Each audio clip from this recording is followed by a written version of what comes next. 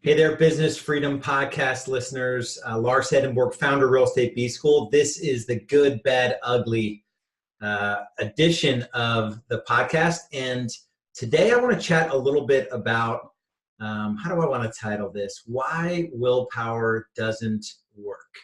So I'm not going to take all the credit for this title. I'm actually reading a book called Willpower Doesn't Work. And there's two big takeaways so far that I have from some time in this book, and I think I'm 12 of 17 chapters in. And I want, if you're taking notes, if you're driving, then just take mental notes. If you're taking notes, these are worth writing down. So there's two things I want to cover for me as I look back on my business growth journey, and even just things I've done professionally and in areas of personally rather, in areas of my life where I've been where I had a certain result and I was able to change some things to get a different result. And so number one is your environment. So that is one thing I want you to take away from this talk and I'll break it all out and what it's meant for me in my business growth journey and my personal growth journey. But number one is an environment. And number two is your commitment level. So your environment, number one, and two, your commitment level. So let's talk about your environment. And so let's take an area of your life. Let's put business on the back burner for a second. Let's take the most obvious one, the easiest one to talk about, and the one that I've been really successful at and the one I've struggled with.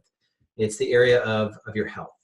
So when you think about the environment that you're in, when it comes to taking your physical body from where it is now and moving it to whether it's losing weight or just getting in better shape, or let's take losing weight for an example, and let's look at the environment that you've been in. Let's say that you're overweight now. So let's use an example of a guy who's, let's say he's managed to end up at a point where he's 50 pounds overweight and he's not working out consistently, lacks energy, right?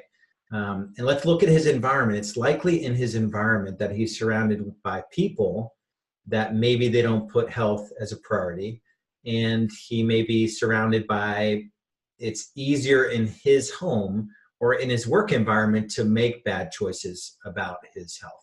So good example for me. I'm kind of, always have this 20 pounds that I gain back and then I lose and I gain it back and I lose it. And I've really looked at it. I haven't really achieved consistent levels of optimal health.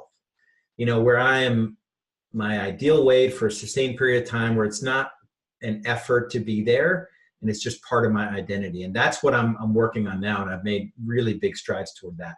And one of the biggest things was my environment, was making the commitment to eliminate anything from my environment that would have it be easy for me to make a bad choice. And that for me, it was cleaning up my pantry. And controlling, there are elements of your environment that you can control that are pretty easy to control. And so that's one of them. So let's move that to the area of business. What's the environment? If you haven't achieved what you want to achieve in business, what's the environment that you're currently in? Are you surrounding yourself with folks that want to build a real estate business, right? I mean, obviously there's no real plug here. But one of the best things about Real Estate B School is the fact that you're around folks that are getting after it. If they're at 250 GCI, they want to get to 500,000 GCI. If they're at 500,000 GCI, they want to get to 1 million GCI. But not only do they want to get to 1 million, they want to be making more money, having more time off, right? With more solid systems in place, building a business worth owning. And so if you're not surrounding yourself with the right folks every day, then it's going to be harder to be successful. If you're not going into a team environment or going into an office where, you're seeing other teams succeed at a high level, and that sort of invigorates you and energizes you, it's just going to be harder. What's another good example for environment? So is your day structured, right? Nobody really wants to talk about like how unsexy it is to be successful as a real estate agent. When I was in my early years, I mean, this was the first 3-4 years, you couldn't get me out of my new business development time blocks. Like, it was the most important thing I did during the week. about 12 to 15 hours of dedicated, laser focused, tracking my numbers, old school, just tick marks with a pen on a tracking sheet, new business development time. And that was the most important time in my business. And it was highly structured. It was in my calendar. I wouldn't miss it. It was the most important thing that I did in those days. And now we do it. It's just our team that does it. And so what environment are you creating for yourself when it comes to your calendar and the choices that you make? First 3 hours of your day, on our team, we call it protected time. Are you creating an environment where you can get through your morning routine? Well, that's a whole nother separate thing. Do you even have a morning routine? Let's not cover that on this podcast. But let's say you do have a morning routine. The first part of your day, right? Brian Tracy, eat that frog. Are you set up to get in, you have the highest amount of quote unquote willpower early on in the day? Are you set up to be successful out of the gate, right? Are you really setting yourself up for success in an environment where you can get after that, those new business development time blocks? So environment, really look at your environment. If you're not succeeding in a certain area of your business or your life, your personal life, look at the environment that you're in. Sometimes a spouse, they think they're maybe supportive in a certain area that you're trying to change. Let's take health as an example. If you have one spouse who's just sideways in their health and one that's trying to get after it, the one who's not making the best choices with their health is creating an environment for the one that does want to move forward in that area. It's making it harder for them. And so really check your environment. And then number 2, we talked about your commitment. And we're actually in the midst of a lead conversion challenge in Real Estate B School. So this is something that we offer to team members of principals of our actual members. We coach team leaders or top producing agents that are building a team. That's sort of our niche. And so we offer this lead conversion challenge. It's a paid lead conversion challenge. They commit to a 90 days of, there's probably 10 things that they commit to. And so it's a 13-week challenge, 1 week of prep, 3 phases, 4 weeks each of the challenge. And we're just starting phase 2. And so this is so 1 plus 4. So this is the start of week 6. So we're not even halfway through the challenge and we're just beginning phase 2. So the challenge really is there's 3 phases, 4 weeks each, 1 week of prep time. And each of the phases, we're looking for you to level up, whatever that means, right? It could be the amount of focus time you have each day toward new business development. The challenge ultimately is to consistently get to 25 meaningful conversations every day if you're outside sales and 50 meaningful conversations every day if you're inside sales. And the more conversations you have, the better you get. You're challenged to role play and script train, and there's coaching calls, and there's all this stuff, right? And so we're at the beginning of phase 2, and we are seeing a significant drop-off in participation. Significant drop-off of participation. These are folks that invested in themselves. They got the buy-in of their team leader, and they're giving up on themselves, only a third of the way through the challenge. And my head first goes to, were you really committed to begin with? And if you look at an area of your life that you really want to succeed in, let's use the health example. So if you have a 1-year-old and a 3-year-old and you're carrying around 50 pounds of extra weight and you're not making great choices, you're drinking during the week, you're eating poorly, you have sugar in your diet, you're not getting the best sleep, you're watching too much TV, and you say you want to be successful as a parent, really what is the commitment level? Are you more committed to doing things that are easy, or are you really committed to showing up as the best dad possible, the best spouse possible, the best business person possible, the best person of faith, right? And a lot of times, I use the physical health example, but a lot of times our physical health serves us. It's the foundation of everything else in our life. So if you're giving up on your health and you're not serving your physical body, it's going to be tough to show up in any area of your life.